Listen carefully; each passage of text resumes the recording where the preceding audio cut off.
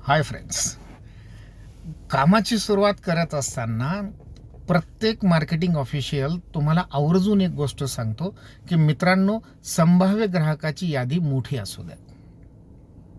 गोष्ट अत्यंत साधी सोपी आहे आणि म्हणूनच अनेक विमा प्रतिनिधी मित्र त्याच्याकडे दुर्लक्ष करतात. मित्रांनो, एक बघा, 100 पैकी 80 सेल्स एक्झिक्युटिव्ह किंवा मार्केटिंगमध्ये काम करणारे मित्र जे बाहेर पडतात, काम करू शकत नाहीत, त्याचं मूळ कारण त्यांच्यात क्षमता नाही असं अजिबात नाही आहे बरं का.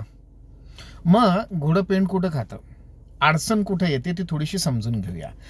नेहमी सांगितलं जातं की संभाव्य ग्राहकाची यादी 200, 300, 400, 500 लोकांची असावी.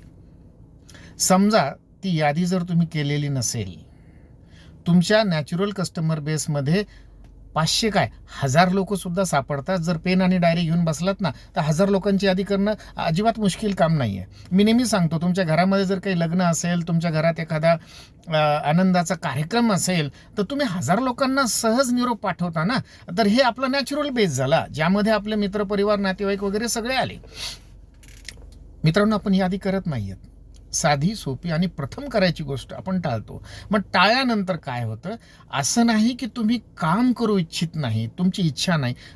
इच्छा खूप असते, तुम्ही तुमच्या ठिकाणी धडपड सुद्धा करता. व होतं काय, ती धडपड 5, 7, 8, 10 लोकांपर्यंत मर्यादित राहते. आता बघा, जर तुमच्या यादीमध्ये 10 लोक आहेत आणि त्या 10 लोकांपर्यंत तुम्ही पोचताय, पहिले 3 माणसं म्हणतात, साहेब ठीक आहे आलात, पण पुन्हा हा विम्याचा विषय नको. दुसरे 3 म्हणतात, ठीक आहे प्लॅन आवडला, पण आता बघू आपण पुन्हा. पण थोडक्यात काय की या 10 जणांपैकी 8 ते 9 लोक आपल्याला सरळ सरळ टाळतात. हार्डली एखादा असतो, तो पण डायरेक्ट पैसे देत नाही आपल्याला. म्हणजे 10च्या 10 लोकांनी काहीतरी कारणं सांगितलेत, काहीतरी बहाणे सांगितलेत. अल्टिमेटली एंड प्रॉडक्ट काय, आपलं काम झालेलं नाही. मित्रांनो, ही एक साधी घटना आपल्यावर काय परिणाम करते माहिती आहे का. 10 लोक तुमच्या यादीमध्ये होते, तुम्ही 10 लोकांपर्यंत पोहोचलात आणि एकानंही पॉलिसी घेतली नाही. म्हणजे आपल्या डोक्यात एक गोष्ट, सायकोलॉजी अशी बसते की इन्शुरन्सचा धंदा बिलकुल कामाचा नाही. लोक रिस्पॉन्ड करत नाहीत, पॉलिसी घेत नाहीत. ठीक आहे, कोण शतकवीर होत असेल मला माहीत नाही, पण माझी तरी पॉलिसी घेत नाही. कदाचित मी या धंद्यासाठी बनलेलोच नाही. घटनाक्रम लक्षात घ्या मित्रांनो, आपण टोटल निगेटिव्हिटीमध्ये जातो आणि त्याचं कारण एकच आहे, आपली संभाव्य ग्राहकाची साईज अत्यंत लहान आहे. 10-12 लोकांमध्ये आपण खेळतो मित्रांनो, आणि त्याच्यातले 90% ज्यावेळेस नकार येतात, त्यानंतर आपले हातपाय जड होतात.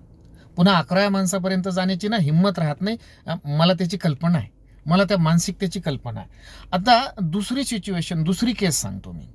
समजा तुमच्याकडे 300 लोकांची संभाव्य ग्राहकाची यादी आहे आणि त्या 300 पैकी 10 जण तुम्हाला नाही म्हटले. आता तुमची मानसिकता काय असेल मित्रांनो. 300 जणांपैकी 10 जण तुम्हाला नाही म्हणले, तुम्ही की झाडकी पत्ती, आता तर मी सुरुवात केलेली आहे, अजून 390 बाकी आहेत. ॲटिट्यूडमध्ये फरक पडला, अप्रोचमध्ये फरक पडला. मित्रांनो, संभाव्य ग्राहकाची यादी कधीही मोठी असली पाहिजे. म्हणजे मोठ्या तळ्यात जर मासा असेल तर तो 5 किलोपर्यंत मोठा होतो, 10-10 किलोचा मोठा होतो. कारण काय, उन्हाळा, पावसाळा, हिवाळा, पाणी कमी होऊ जास्त होऊ, तो रहिवाशी मोठ्या तळ्यातला आहे, त्यामुळे त्याला पाण्याची कमी पडत नाही. एक्झॅक्टली तीच गोष्ट इथं लागू होते. जर आपण लहान साईजमध्ये खेळत असू तर फार लवकर बेजार होऊ आणि नकारात्मक भूमिकेनं ग्रासले जाऊ. 8-10 लोकांमध्ये खेळाल, बेजार व्हाल मित्रांनो. हीच जर यादी तुमची 300-400 लोकांची असेल, तुम्ही रोज काम करू शकाल. 10 लोक नाही म्हटले काही फरक पडत नाही, पुढच्या लोकांपर्यंत पोहोचण्यासाठी तुमच्याकडे ताकद असेल आणि ग्राहकाची यादी पण असेल.